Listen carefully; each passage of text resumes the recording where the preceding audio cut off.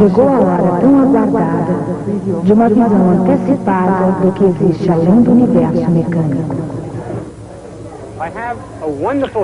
Tenho uma história maravilhosa para lhes contar daqui a pouco. Agora gostaria de aguçar ainda mais o seu apetite. Há algum tempo li para vocês uma carta escrita por Albert Einstein em 1912 ao seu amigo Arnold Sommerfeld.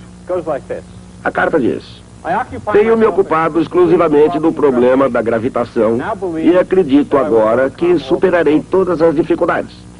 Mas uma coisa é certa, em toda a minha vida nunca trabalhei tanto e tornei-me imbuído de um grande respeito pela matemática, as partes sutis da qual, em minha inocência, considerara até agora puro luxo. Essa é uma atitude típica de um físico em relação à matemática. A matemática é um instrumento a ser usado para outros fins. Os detalhes em si da matemática são de pouco ou mesmo nenhum interesse. Mas Einstein descobrira, para sua surpresa, que isso nem sempre é verdade. A base matemática da teoria geral da relatividade de Einstein era algo chamado cálculo tensor. Esse cálculo fora desenvolvido 10 ou 15 anos antes por dois matemáticos italianos. Um deles chamado Tullio Levi-Civita.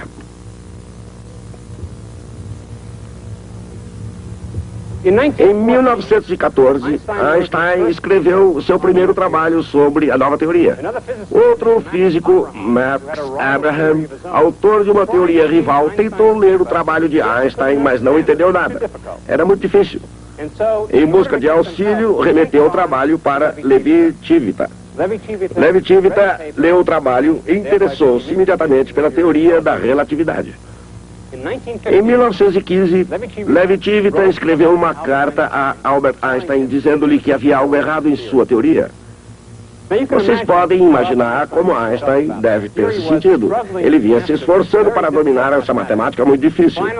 E agora que tinha finalmente reunido coragem suficiente para incluí-la em seu primeiro trabalho, o autor dessa matemática vinha dizer que ele não a tinha entendido muito bem. A questão em foco era um determinado tensor. Um tensor é uma espécie de vetor generalizado. Um tensor que representava o campo eletromagnético. O problema era como esse tensor se alterava quando passava de um sistema de coordenadas para outro. Levi-Civita disse que Einstein tinha entendido mal. Mas, na verdade, Einstein estava certo e Levi-Civita errado. Tratava-se de uma teoria da física. Einstein era um físico e sua intuição física lhe dizia qual deveria ser a resposta. Mas suas demonstrações matemáticas eram pouco convincentes. Esse foi o ponto atacado por Levi-Civita. Os detalhes técnicos dessa controvérsia não é o que nos interessa aqui. O que nos interessa são as sutilezas e nuances do relacionamento que se desenvolveu entre esses dois homens.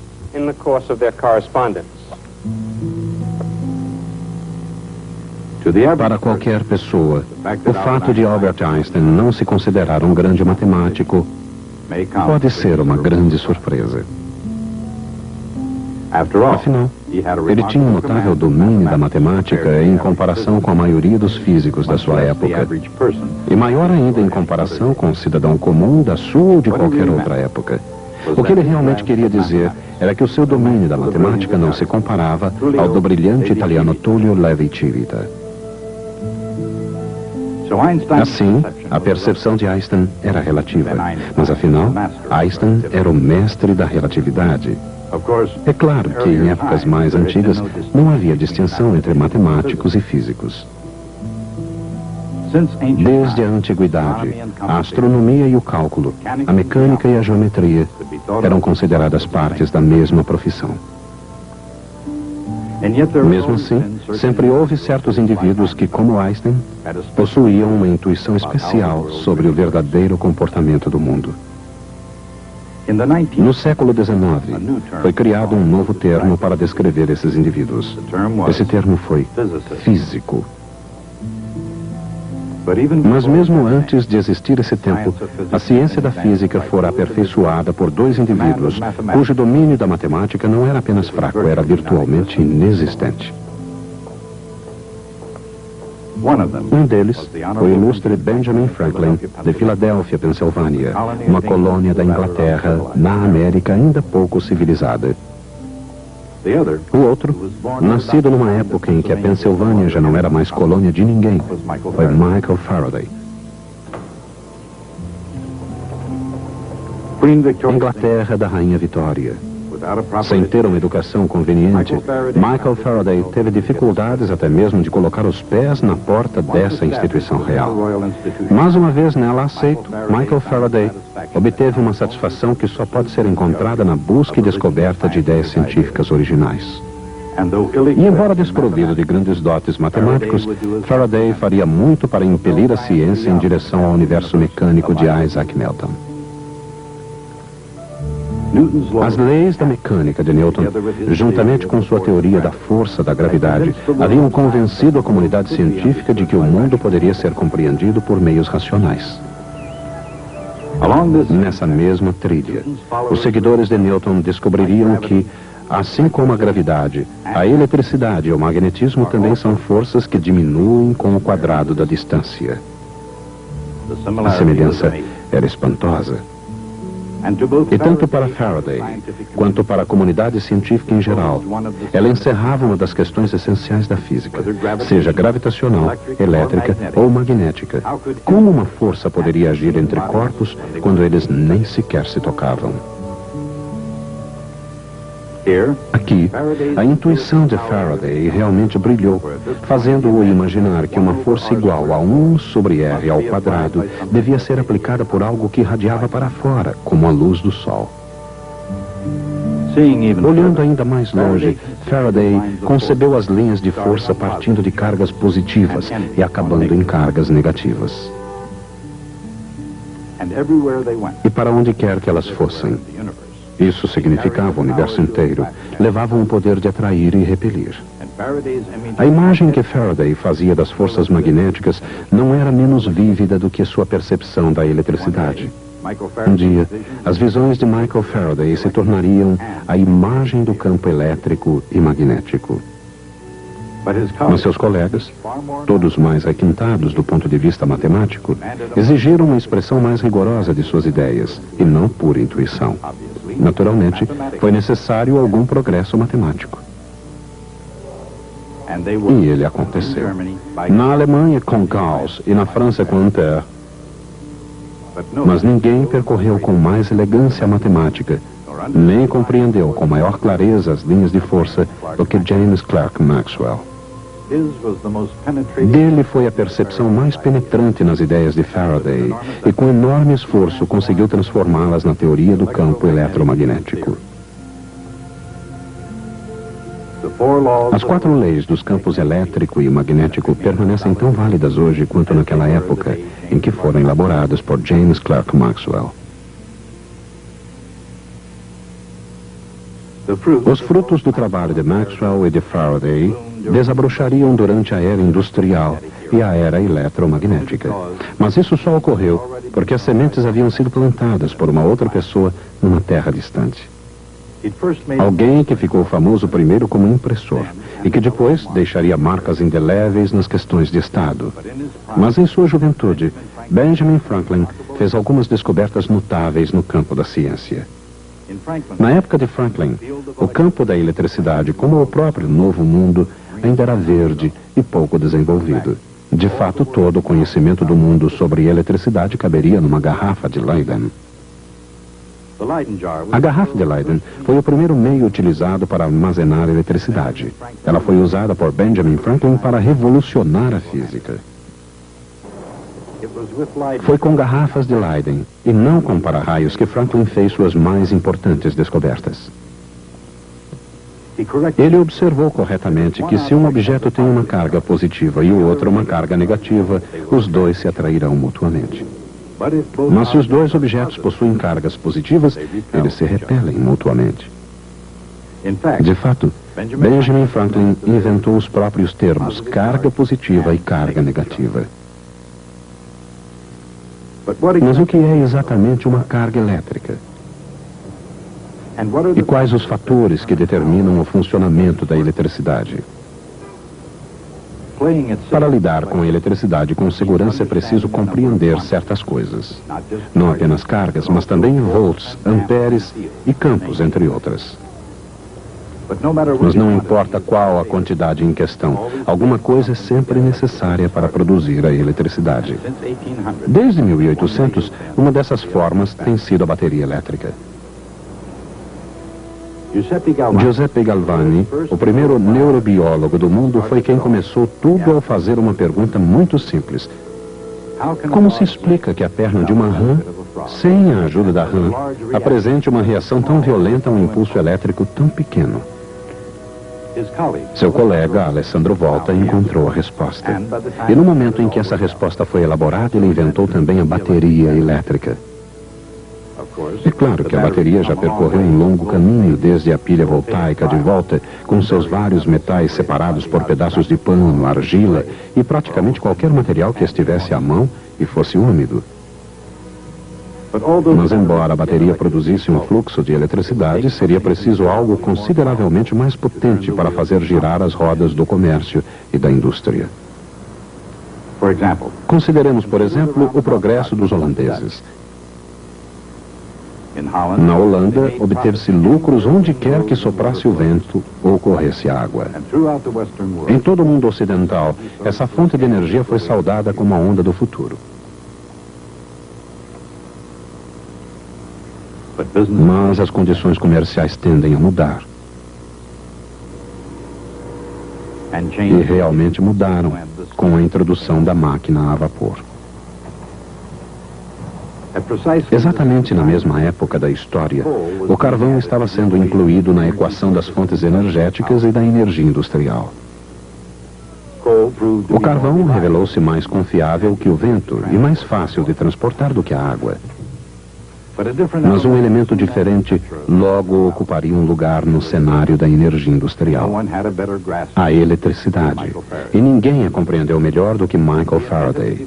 Ele inventou um aparelho que gerava rotações em virtude do campo magnético criado por uma corrente elétrica. Esse foi o primeiro motor elétrico do mundo. Mas Faraday foi muito mais longe. Se uma corrente elétrica produz magnetismo, será que um campo magnético produz eletricidade? Como resposta, Faraday descobriu a indução eletromagnética. Aumentando ou diminuindo a corrente em um círculo elétrico, o campo magnético variável por ele produzido induzia uma corrente a fluir num segundo circuito. E para um homem, essa imagem sugeriria possibilidades ilimitadas. Seu nome era Nikola Tesla. Acrescentando um toque engenhoso à descoberta de Faraday, ele chegou aos Estados Unidos para criar uma enorme rede de energia elétrica e para girar como um dínamo na era industrial moderna. Na teoria, a teoria da corrente alternada, Tesla não encontrou problemas. Mas na prática, Tesla enfrentaria a mais poderosa resistência que poderia ter encontrado nos Estados Unidos. Thomas Edison parecia ser então a força por trás de praticamente toda a ideia brilhante sobre o Sol, o fonógrafo, a câmara cinematográfica, o telégrafo e, naturalmente, a lâmpada. Mas, ao contrário do brilho que emprestou a essa casa histórica, Edison não demonstrou grande entusiasmo por Tesla e sua ideia da corrente alternada. Ele acreditava que a corrente contínua é que conduziria a América ao seu futuro. Mas a chamada Guerra das Correntes não foi a única controvérsia ocorrida em fins do século XIX. Estamos em 1887. O lugar, Cleveland, Ohio. E a experiência? A sensacional experiência de Michelson Morley tinha como objetivo detectar o movimento da Terra através do éter, o meio que se supunha conduzia a luz do Sol à Terra. Os métodos foram concebidos por Albert Michelson. Nenhuma experiência na história havia sido melhor planejada e executada com mais cuidado. Desde Galileu, nunca tanto foi aplicado numa ideia científica. Galileu disse que, se não ocorrer qualquer interferência, um objeto em movimento permanecerá em movimento para sempre. Essa era a lei da inércia. Ela significa que não pode haver um estado de movimento absoluto, como não pode haver um estado de repouso absoluto. Michelson resolveu contestar essa afirmativa. Ele era o melhor e o mais brilhante, o primeiro físico americano a ganhar o prêmio Nobel. Mas ele falhou. É claro que não encontrar o movimento absoluto da Terra não foi o único fracasso na história científica, mas foi certamente o mais brilhante. Ele demonstrou que todos os observadores, independentemente do seu próprio movimento, obtinham a mesma velocidade para a luz. E se a velocidade da luz é a mesma para todos os observadores, seria impossível determinar o movimento de um deles através da medição da velocidade da luz. Se isso fosse verdade, quanto tempo e espaço estivessem envolvidos, podia-se abandonar os conhecimentos convencionais. Não que os horários de trem fossem alterados, nada tão prosaico. Mas alguém estava reescrevendo o caminho da física. Dentro de pouco tempo, tudo aquilo que as pessoas aceitavam como natural seria alterado. Passado, presente e toda a eternidade. Ele fora um estudante relativamente medíocre, talvez porque o trabalho fosse muito difícil, ou quem sabe, muito fácil, ou porque seus pontos de vista eram excessivamente anticonvencionais desde o início. Durante um quarto de século, sua vida não foi marcada por qualquer acontecimento mais importante. Pelo menos aparentemente. Mas em 1905, quando trabalhava como funcionário do registro de patentes na Suíça, esse homem conseguiu enxergar o universo de maneira mais dramática do que qualquer outra pessoa desde Isaac Newton. Seu nome era Albert Einstein. E a relatividade, sua maneira de ver as coisas, alteraria os significados de tempo e espaço. Quando se acende uma luz no momento em que passa um trem, ela alcança ao mesmo tempo a frente e a rabeira do trem. Bem, essa é a opinião de uma pessoa. Mas consideremos o ponto de vista de alguém fora do trem. Na relatividade de Einstein, acontecimentos simultâneos para um observador podem acontecer em instantes diferentes para diferentes observadores. E para se considerar os dois pontos de vista em conjunto, é preciso combinar espaço e tempo num único contínuo quadridimensional. Observando o mundo de uma maneira nova, como ninguém nunca havia feito antes, Albert Einstein percebeu que para um observador em repouso, um relógio em movimento deve se atrasar. E que réguas em movimento se contraem.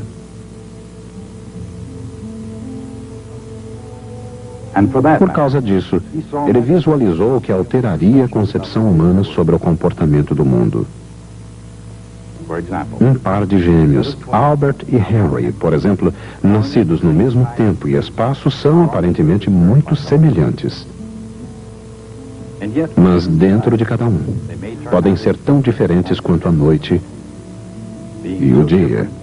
Serem diferentes e ao mesmo tempo tão semelhantes talvez seja o paradoxo máximo dos gêmeos idênticos. Na física, no entanto, o paradoxo dos gêmeos mostra outra coisa. Essa é a primeira vez que Henry está longe de Albert. Seu destino, o planeta Zog, a uma distância de 10 anos-luz. Se ele pudesse comparar o seu relógio com o do irmão gêmeo, acharia que o relógio de Albert estava se atrasando. E se Albert pudesse comparar o seu relógio com o de Henry, acharia que o dele estava se atrasando. Não importa de que maneira você encare isso, isso se chama um paradoxo. Mas quando isso é verificado, o que significam esse e inumeráveis outros mistérios através do universo mecânico? Significa uma jornada ao próprio átomo, à eletricidade e ao magnetismo, à relatividade, à termodinâmica e muito mais, a um reino antes nunca imaginado.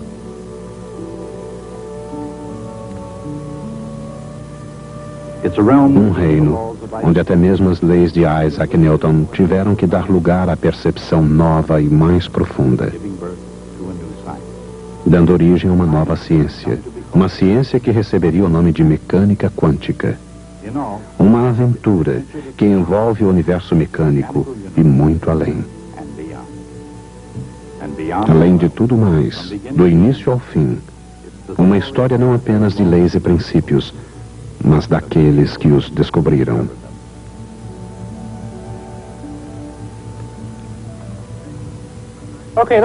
Bem, voltemos a Einstein e Levi-Civita. Aquela primeira carta que mencionamos, de Levi-Civita a Albert Einstein, não existe mais. Entre toda a correspondência, temos as cartas que Einstein escreveu e nenhuma escrita por Levi-Civita, com uma única exceção que vocês compreenderão mais tarde. A razão disso é que, como Levi-Civita era um matemático meticuloso, ele guardou todas as cartas recebidas. Mas Albert Einstein, que tinha um temperamento diferente, jogava tudo fora. Mas isso não importa. É fácil reconstituir toda essa correspondência das cartas que temos escritas por Einstein. A correspondência foi intensa. Muitas cartas foram trocadas num período muito curto. De fato, uma troca de correspondência tão rápida que não poderia acontecer hoje, pois os correios já não são tão eficientes. Mas isso foi possível em 1915. Não temos a primeira carta, mas temos a primeira resposta, de Einstein a Levi-Civita, que lhe havia escrito criticando seu trabalho. Diz Einstein: muito estimado colega, o senhor me proporcionou um grande prazer ao dedicar tamanha atenção ao meu trabalho. Muito raramente alguém com uma visão crítica independente se envolve tão detalhadamente com esse assunto. Quando dirigi o seu ataque contra a mais importante prova da minha teoria, obtida com muito suor, fiquei alarmado, especialmente sabendo como domina essas questões matemáticas muito melhor do que eu. Mas, depois de refletir muito sobre o assunto, acredito ter condições de manter a minha prova. A segunda carta de Einstein a Levi-Civita foi escrita apenas 12 dias depois. Nessa carta, começamos a observar o início do relacionamento que se desenvolveria entre os dois. Ele diz: ficaria muito feliz se me escrevesse em italiano na próxima vez. Quando era jovem, passei meio ano na Itália e tive o prazer de visitar Pádua. Levi-Civita era professor da Universidade de Pádua. Ainda hoje gosto de usar a língua italiana. Por outro lado, não tive coragem suficiente para lhe escrever em italiano, pois o resultado seria confuso. Não há dúvida que Einstein desejava receber uma carta em italiano, mas ele está tentando uma outra coisa. Ele tenta seduzir Levi-Civita. Na próxima carta de Einstein, podemos observar os resultados. Ele diz: meu caro colega, recebi sua carta de 23 de março, escrita no familiar italiano de que há tanto tempo sinto falta. Não pode imaginar o meu prazer a receber esta carta tão genuinamente italiana. Ela me fez reviver belas lembranças da juventude. Na próxima linha, percebemos que Levi-Civita sabia como fazer o mesmo jogo.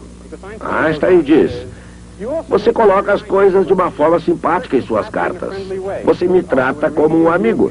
Assim, quando leio suas novas objeções, elas não me deixam de cara amarrada. Na carta seguinte, descobrimos por que restou uma das cartas de Levi-Civita a Einstein. Einstein diz: sua carta de 28 de março, 5 dias mais tarde, despertou meu interesse de forma extraordinária. Durante um dia e meio, pensei constantemente no assunto, até entender claramente como o seu exemplo pode ser utilizado com harmonia na minha prova. Estou anexando sua carta para poder citar alguns trechos. É por esse motivo que ainda temos essa carta. Nela está um dos mais belos pós-escritos de qualquer correspondência científica em qualquer parte do mundo. Einstein escreveu: nunca antes mantive uma correspondência tão interessante quanto esta. Deveria ver como aguardo com ansiedade suas cartas. Infelizmente, tudo isso acontecia na primavera de 1915. Dentro de pouco tempo, Itália e Alemanha estavam em guerra. E não havia maneira de Einstein e Levi-Civita continuarem trocando correspondência. Os dois não voltaram a se corresponder por 2 anos, até 1917, quando Levi-Civita recebeu um postal da Suíça. O postal dizia: ao chegar, encontrei seus novos e belos trabalhos e os levei comigo imediatamente. Admiro a elegância do seu método de cálculo. Deve ser agradável cavalgar através desses campos no cavalo da verdadeira matemática, enquanto nós fazemos a caminhada a pé. Mas, apesar de tudo isso, os dois jamais haviam se encontrado. Mas parece muito claro que, a partir de um certo ponto, a controvérsia deixou de ter importância para ambos. Eles queriam apenas uma justificativa para manter a correspondência que tanto prazer lhes proporcionava. Mas, finalmente, se conheceram pessoalmente em 1921, quando Einstein foi convidado a visitar Bolonha para uma série de palestras. Mais tarde, Einstein mudou-se para os Estados Unidos, fixando residência em Princeton.